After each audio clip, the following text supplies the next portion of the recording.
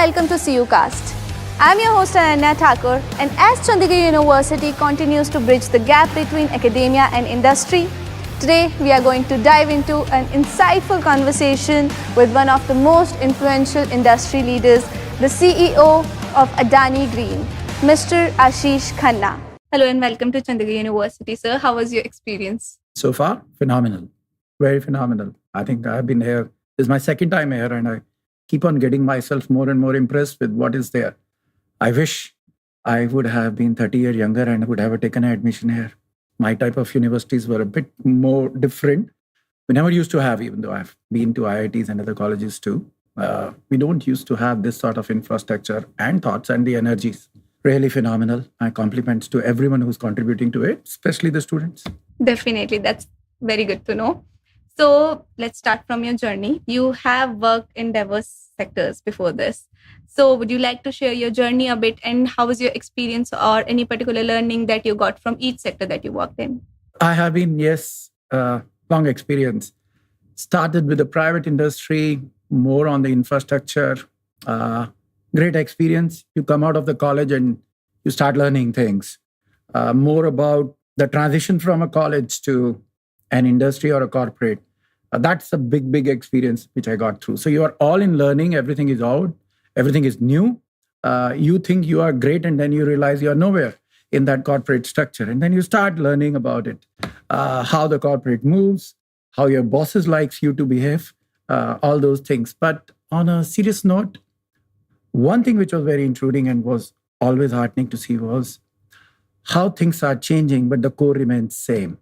Is that there are always great, great, great minds.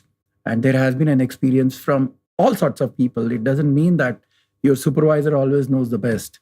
Most of the time, it was people who are working under me who knows much better, and they have much, much better experience and ideas to do about the same job in a better manner.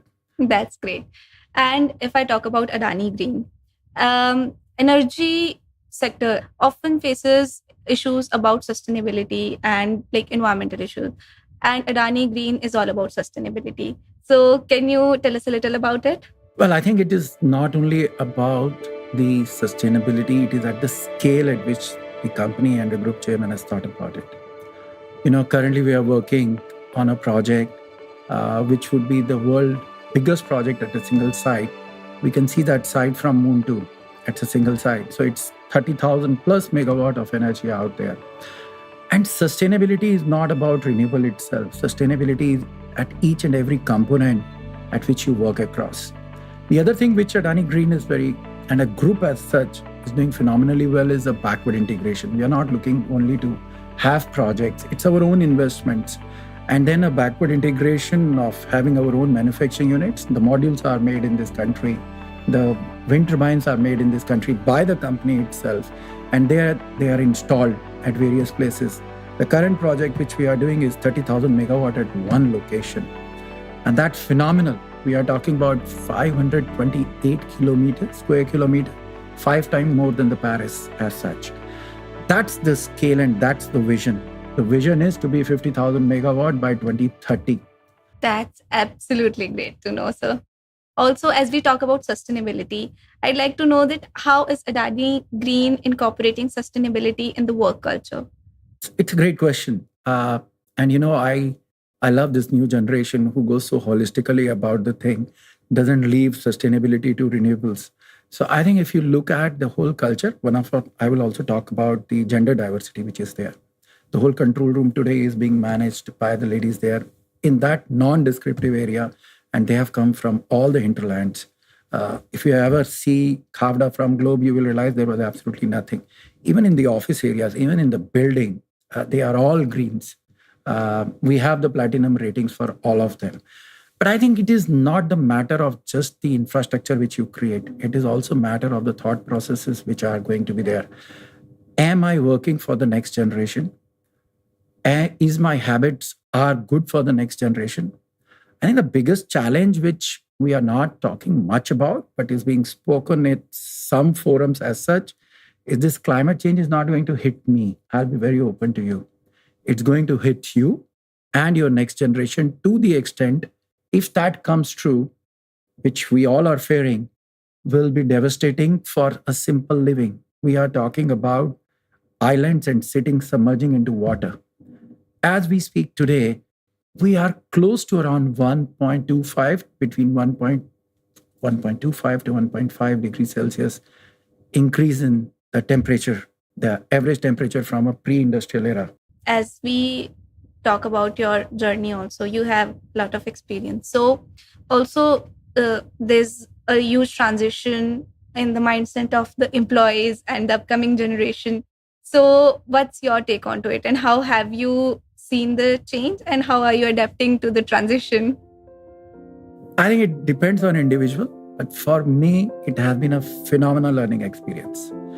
I think the new generation comes out with the ideas and the dimensions which we can't even think of. We have our baggages, we have our learnings, and we are very tuned to the way what has worked well for us, we believe is going to work well for the next 10 years too, which may not be the case. Look at the way in the last 1 or 2 decades, the whole world has changed from a technology standpoint too. Now, if I am thinking that the same can work in a corporate system, it cannot be. The challenge is the mindset. That is the most difficult part, to open our minds for the next generation ideas, appreciate it, not to discard it because in our experience it has not worked. I think that is the biggest challenge in a corporate world or a business world, which each one of us are facing at home and at a corporate world too. To accept that something new can be good and will be good. To accept that change is the only eternal thing which can work in this world. To accept that the next generation will have their own ideas and they are the right ideas considering the situation they are in. They are bringing freshness, they are bringing ingenuity, they are bringing technology, they are bringing innovation. That's absolutely right. And also, I'd like to ask, when there's this hiring process going on, what's that one thing that students need to have? What are the qualities that you are looking for in a fresher? Good question. I look for first honesty of purpose. I also look for a depth in whatever they are saying. And most of the time, if I say that people are found shallow, they are irrespective of the topic. It doesn't matter to me what we are talking about. I have discussed football at IIM, Ahmedabad and Lucknow too. It is only that how much depth is in it. Is it just at a peripheral level? That's not what we are looking for. The other part is it's very difficult in a half an hour process to actually see whether it works or not. I think it is more to do with the value system and the attitude of that individuals. If that works on well, that's in for us. Also, I want to know your instance on that. Does good grades matter? Well, India is a very competitive world. So I would say yes, grades matter, but good is very subjective. To me, at the end of the day, even if all of us leaders look like what were our grades, and those who have the best of the grades, are they the best now? When we look back. So that's a question. So I think grades matter to an extent that an individual is competitive and has worked hard. Also, like during my experience also, and like I have many friends of my age also, a lot of companies are asking for experience.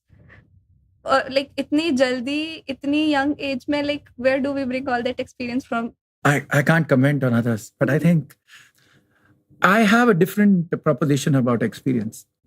In life, the worst thing is that if you find someone who has a 10-year experience or 5-year experience or 15-year experience, important factor is whether it is 1 year into 15 years or it is a 15-year experience.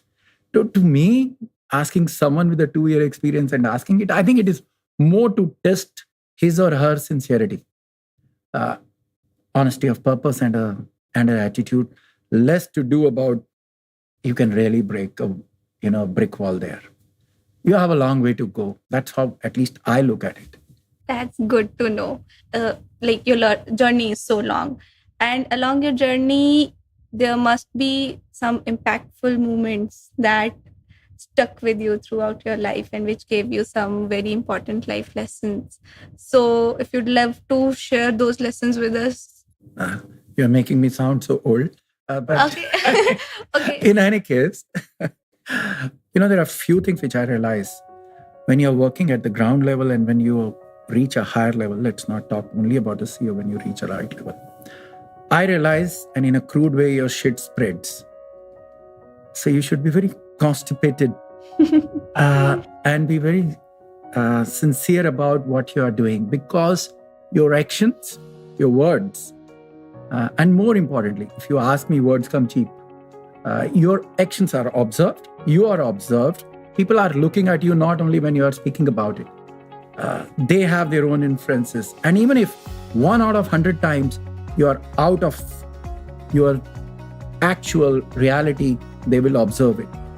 So, important factor is to be honest, brutal honest with everyone around. So my biggest experience which has come from this is that in one of the organizations which was given to me, it was in loss, big loss, if I look back at it.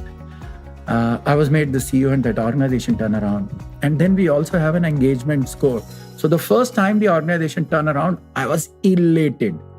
I was out of the world. I would have kissed anyone on the road just because the organization first time has come on the profits. We don't even used to have a profit row in our P&L. And it was a profit when we realized that it is on a profit. But then we also have a culture and a system of doing an employee engagement score. And that's how the employees are feeling. Are they affiliated to the organization, their motivation factor?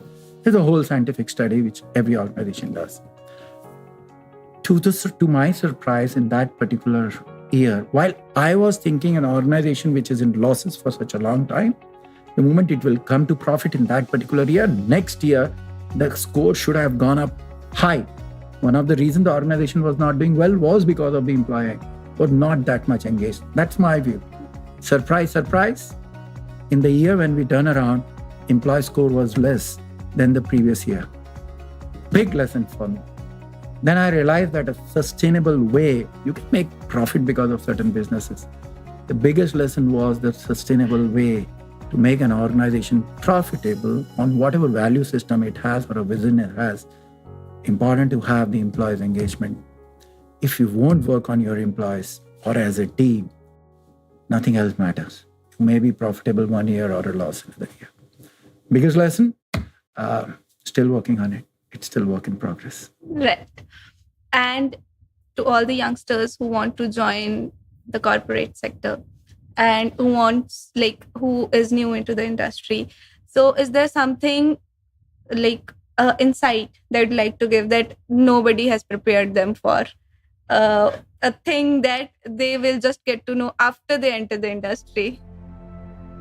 I think no one has prepared. So there are two things which our universities or education academia has not prepared. First is a shock that you're in a corporate world. College is very different. We don't prepare them to communicate to the level it is required.